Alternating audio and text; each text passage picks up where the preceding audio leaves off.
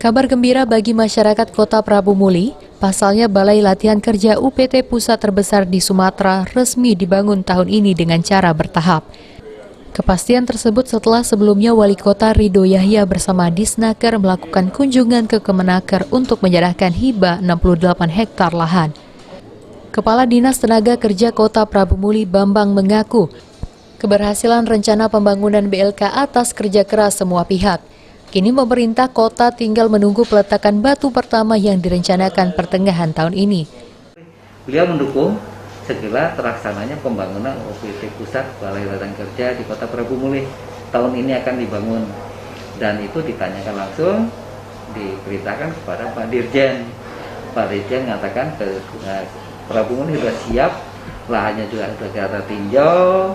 Berikut dengan katakanlah itu kemarin itu juga diserahkan sertifikat tanahnya seluas 6,8 hektar itu. Untuk yang 10 hektar lanjutannya itu dalam proses. Pembangunan tahap pertama ini dikatakan Kadisnaker menelan anggaran pusat sebesar 300 miliar rupiah dengan target penyelesaian 3-4 tahun.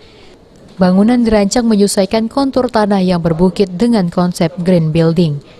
Beni Firdaus, PAL TV.